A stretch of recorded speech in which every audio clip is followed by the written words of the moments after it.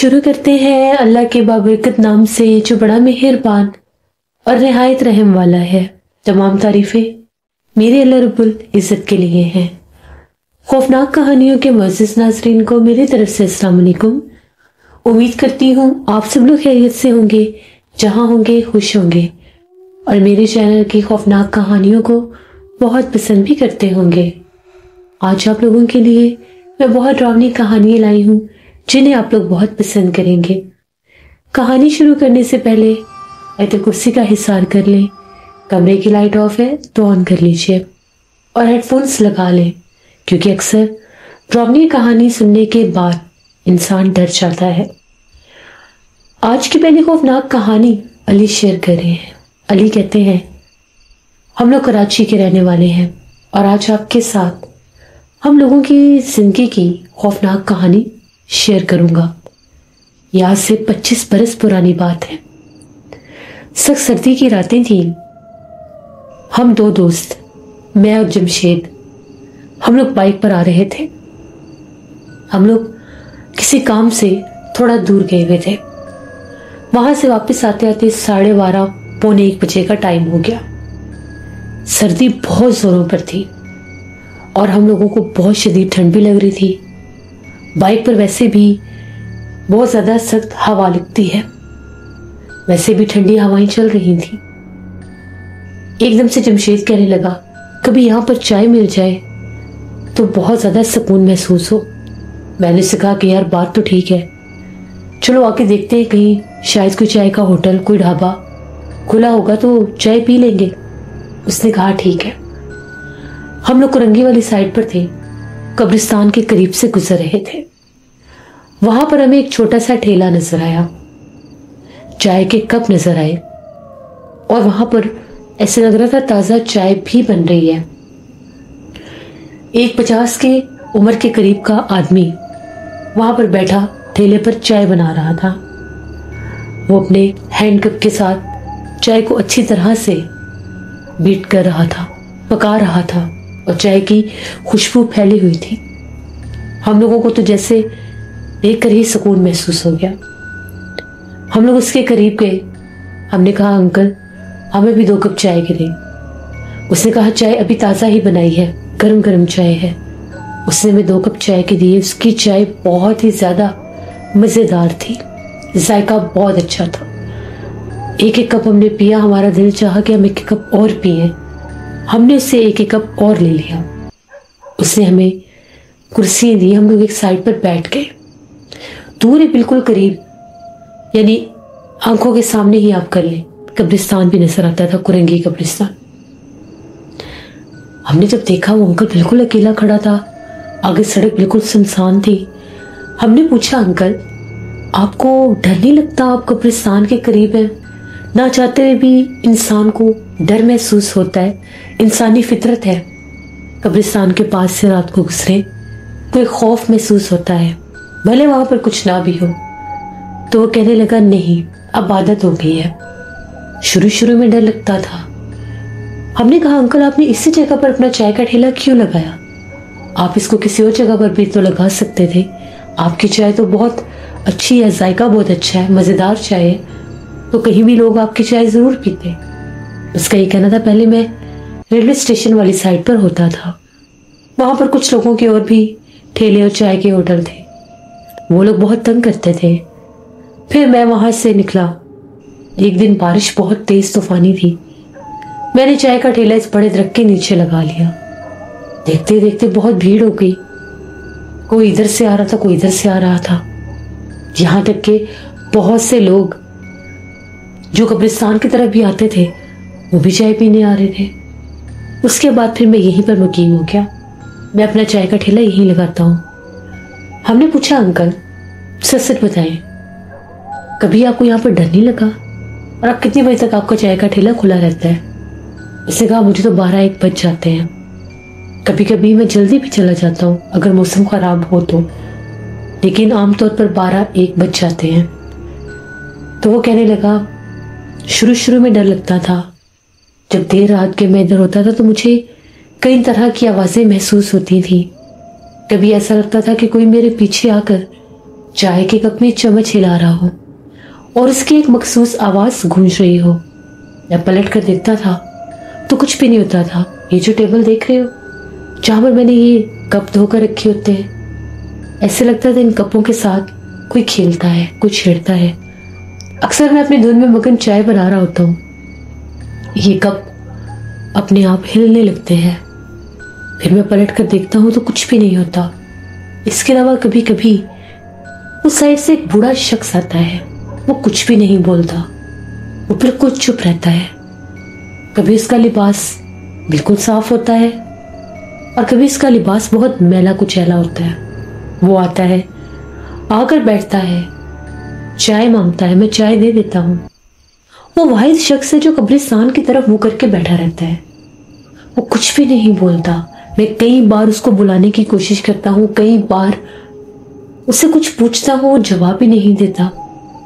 चाय पीता है, चाय पीकर चुपचाप कब्रिस्तान की तरफ वापस लौट जाता है।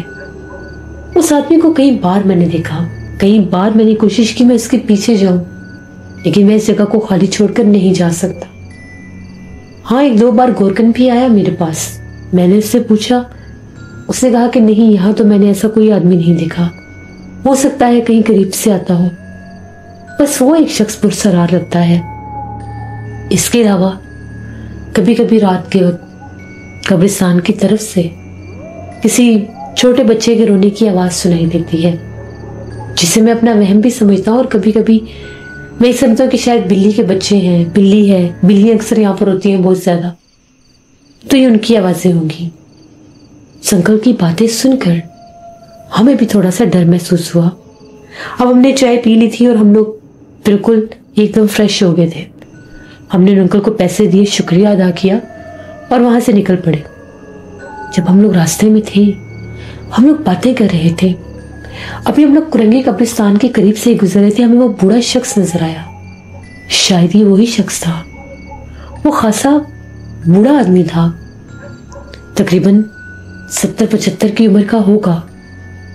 वो आराम से चलता चलता आ रहा था और इतनी सख्त सर्दी में कोई जैकेट, कोई गर्म जर्सी, कोई चादर, कुछ भी नहीं थी। नॉर्मल सा लिबास था, बिल्कुल सीधा स्पॉट चेहरा, हल्की हल्की सफेद दाढ़ी, और चलता हुआ जैसे उसी चाय के ठेले के पास जा रहा था। अब रात के 1 बज रहे थे। मेरा दोस्त जमशेद कहने लगा, अली ये कब्रिस्तान में से निकला है। मैंने उससे कहा कि नहीं भाई, कब्रिस्तान में से कैसे निकल सकता है? कहता है ये कब्रिस्तान से ही निकला है। अभी हम लोग बातें ही कर रहे थे, हमने पलट कर देखा तो वो चाय के ठेले के पास पहुंच भी गया था, जबकि हमारे मुताबिक अभी इसको चाय के ठेले से पीछे होना चाहिए था, खासा पीछे। खैर, हम लोगों ने वापस जाना मुनासिब नहीं समझा। हम लोग घर आ गए। वो अपने घर, उसको जमशेद को उतारा और मैं अपने घर आ गया। अक्सर रात को मैं इस चीज के बारे में सोचने लगा कि ये क्या चीज है। 2-3 दिन तो इन्हीं ख्यालों में रहा, फिर बात आई गई होगी। मैं, जमशेद और हम लोगों का एक और दोस्त था तैमूर, वो बैठा हुआ था। उसने कहा चलो चाय पीने चलते हैं। सर्दी में हम लोग चाय पीने बाहर बहुत जाते थे, घर में भी पी लिया करते थे, लेकिन अक्सर जब हम लोग दोस्त इकट्ठे होते थे हम लोग चाय पीने जाते थे।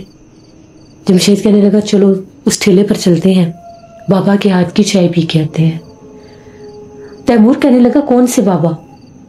हमने से बताया कि कुरंगी 06 के पास जो कब्रिस्तान है उस तरफ एक बाबा है, उनका चाय का ठेला है। उसने कहा भाई इतनी रात को कब्रिस्तान के करीब, सोच लो। हमने से कहा कुछ नहीं होता, हम लोग चाय पी कर आए थे, हम लोग वापस आ रहे थे एक रास्ते से, तो हमने चाय पी थी। उनकी चाय बहुत अच्छी है, चलो पी कर आते हैं। उस टाइम 1:15 बजे का टाइम था रात। हम लोग निकले, बाइक निकाला और हम लोग कुरंगी कब्रिस्तान की तरफ निकल पड़े।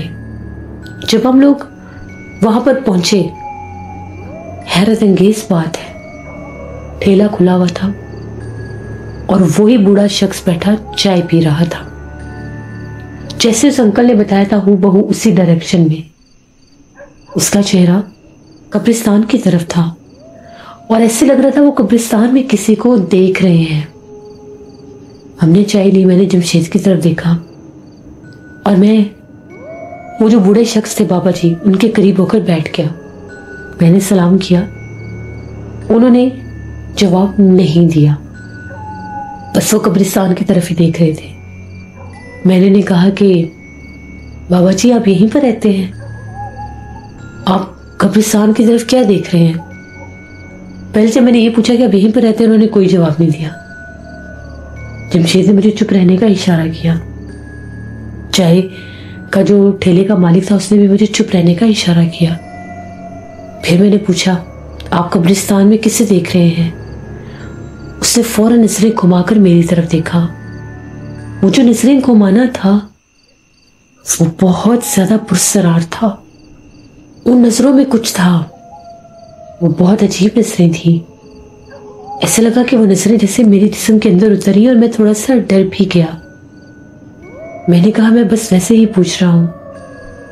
तो उसने कहा कि हाँ, कब्रिस्तान में होता हूं, वहां पर पहरा देता हूं। हम लोग एक दूसरे के मुंह की तरफ देखने लगे।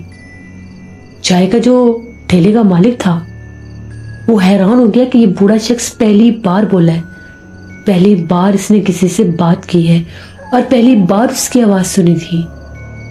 कांपती हुई आवाज में, अपनी बूढ़ी आवाज में कहने लगे कि मैं कब्रिस्तान में होता हूं और पहरा देता हूं। बस इतना लफ्ज बोला और उठकर चाय का कप रखकर चुपचाप पैसे रख के कब्रिस्तान की तरफ चले गए।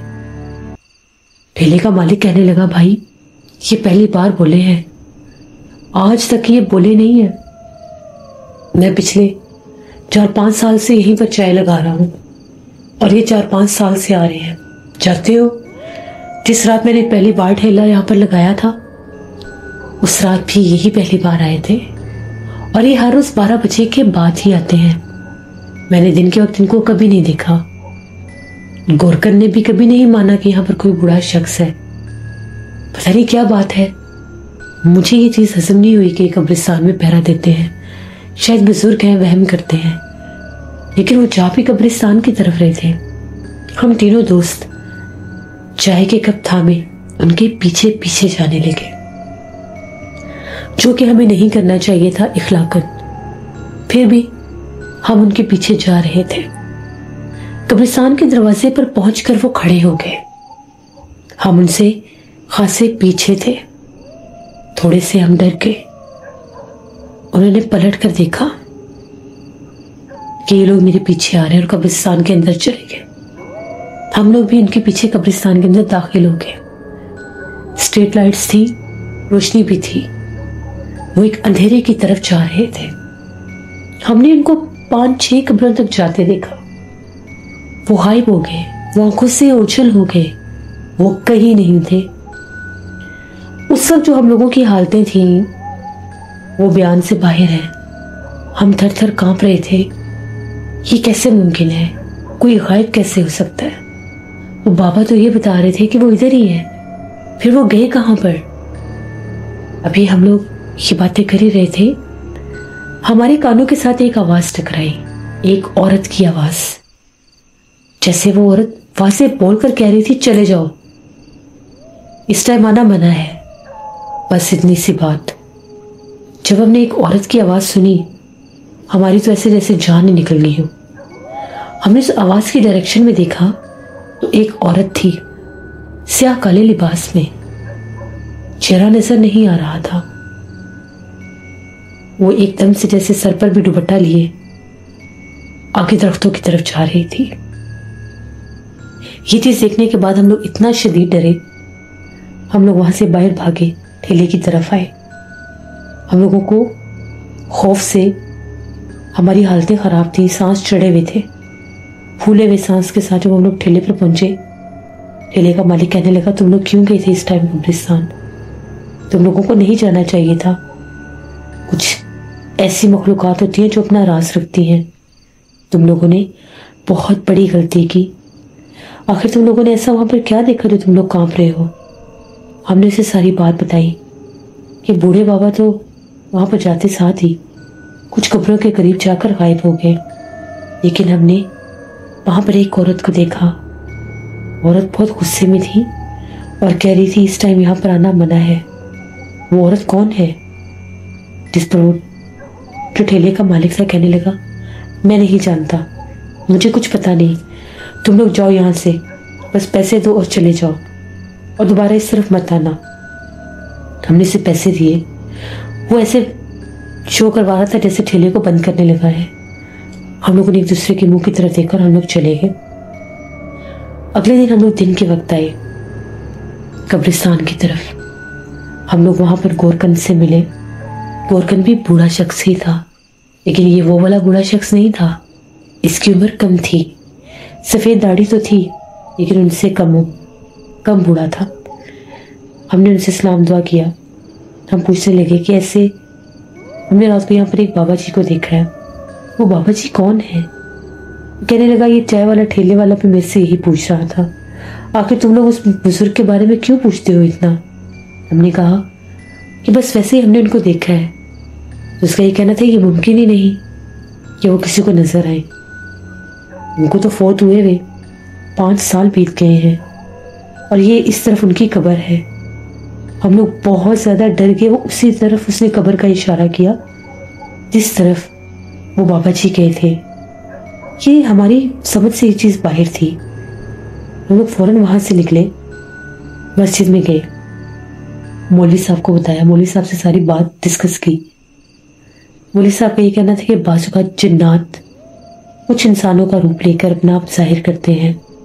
हो सकता है वो कोई मुसलमान जिन हो जो उन बूढ़े बाबा का रूप लेकर वहाँ पर जाहिर होता है, और हो सकता है कि वो वहाँ पर रहता हो, आबाद हो। अक्सर जिन्नात कब्रिस्तान के दरख्तों पर रहते हैं, जिनमें कुछ नेक जिन्नात भी होते हैं। फिर हमने बताया कि हमें एक औरत नजर आई थी, वो कौन थी? उनका ये कहना था कि शुक्र मनाओ कि तुम लोग वहाँ से खैर सलामती से निकल आए हो।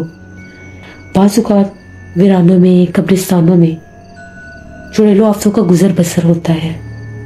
हो सकता है उस टाइम वहाँ से वो मखलूक गुजर ही हो, या शायद उसको भी किसी दरख्त पर, किसी जगह पर किसी आमिल ने कैद किया हो। दोबारा गलती से भी रात के वक्त इस तरह से कब्रिस्तान में नहीं जाना। कब्रिस्तान में रहने वाली ये जो मखलूक़ात होती हैं कुछ, ये हर किसी को तंग नहीं करती। अगर इनको कोई तंग करे तो फिर ये तंग करती हैं। बाज़-औक़ात लोग अमलियात करके वहाँ पर जिन्नात को छोड़ आते हैं। जब अपने किए हुए उतारे किसी आमिल के कहने पर तो कब्रिस्तानों में फेंक कर आते हैं, सदके फेंक कर आते हैं, सदकों के बकरों के सर फेंक कर आते हैं, तावीज़ात गाड़ कर आते हैं। यहाँ तक कि कब्रिस्तानों के दरख्तों के ऊपर तावीज़ात बांध भी आते हैं। तो फिर उनके जरिए जिन्नात वहाँ पर आ जाते हैं, जो फिर वहाँ पर लोगों को तंग करते हैं। और वैसे भी जिन्नात की खास जमात, जिसे गौल जिन्नात कहते हैं, वो भी कब्रिस्तानों में ही मुकीम होते हैं। और कहते हैं कि वो आधी रात को बाहर निकलते हैं और वो इंसानों को रास्ता भटकाते हैं, उनका ध्यान बटाते हैं। उनमें ज़्यादातर तादाद ख़वातीन जिन्नात की होती है, वो जिन्निये होती हैं। वो खूबसूरत रूप लेकर कब्रिस्तान के कभी किसी वीरान कोने में, कभी किसी वीरान दरख्त के नीचे बैठकर रोने लग जाती हैं। और अगर कोई इंसान रात के उस पहर में वहाँ से गुजर रहा हो तो वो उसकी आवाज़ अगर सुन ले तो वो चाहकर भी वहाँ से हट नहीं सकता। फिर वो उस आवाज़ के पीछे चला जाता है और ना चाहते हुए भी इस मखलूक से हम कलाम हो बैठता है। तो बाज़-औक़ात तो वो इंसान आसिफ़ हो जाते हैं और बाज़-औक़ात बीमार हो जाते हैं और बाज़-औक़ात वो रास्ता भटक जाते हैं। इसलिए कभी भी बिना मकसद आधी रात को कब्रिस्तान की तरफ नहीं जाना चाहिए। जब भी कब्रिस्तान में जाएं, बावजू होकर जाएं, आयतुल कुर्सी चारों कुर और दुरूद पाक का इशार करके जाएं। और तुम लोग भी गलती से दोबारा इतनी रात को कब्रिस्तान की तरफ मत जाना, और ना ही इस चीज़ के पीछे ज़्यादा तुम लोगों को लगना चाहिए। तुम लोग जितना इस चीज़ के पीछे जाओगे, इसको खरीदोगे, ये तुम्हें भी नुकसान पहुंचा सकती है। हम लोग तो उसके बाद उस तरफ गए ही नहीं। यहाँ तक कि हमें तो चाय वाले उस ठेले से भी खौफ आने लगा। हम लोग नहीं गए दोबारा। पता नहीं वो सब क्या था, पता नहीं शायद वो भी कोई जिन्नी था जो चाय लगाता था बाहर, बना कोई कब्रिस्तान के करीब, बिल्कुल करीब ऐसे चाय का ठेला क्यों लगाएगा। तो ये हमारी एक कहानी थी। बहुत शुक्रिया अली आपका। जैसे ये बात बिल्कुल ठीक है, कुछ चीज़ें ऐसी होती हैं जो राज में रहना चाहती हैं और उनको राज में ही रहने देना चाहिए। अगर इंसान उनको खोजने निकल जाए, बिलखसूस जिन्नात से जुड़ी हुई चीज़ों को, ऐसी मखलूक़ात को, जब इंसान खोजने के लिए निकल जाए बिला वजह, तो फिर इंसान को वो बहुत नुकसान पहुंचाती हैं और डराती भी हैं। अपने आप को खुद अपनी हिफाजत में रखें। इन कहानियों में आप लोगों को मैसेज भी दिए जाते हैं। ये थी आज की खौफनाक कहानी। उम्मीद करती हूँ आप लोगों को पसंद आई होगी। अपना फीडबैक मुझे ज़रूर दें। आप लोग भी अपनी खौफनाक कहानी शेयर कर सकते हैं डिस्क्रिप्शन बॉक्स में दिए गए ईमेल आईडी nasheenwork57@gmail.com पर। इसके अलावा आप लोग मुझे कमेंट बॉक्स में भी स्टोरी शेयर कर सकते हैं। जो लोग चैनल को विजिट कर रहे हैं, अभी तक चैनल को सब्सक्राइब नहीं किया, तो मेरे चैनल को ज़रूर सब्सक्राइब करें। यहाँ पर आप लोगों को ऐसी ही खौफनाक कहानियाँ सुनने को मिलेंगी। अपना बहुत सा ख्याल रखिएगा। Thank you for listening my stories. Stay tuned. अल्लाह हाफिज़।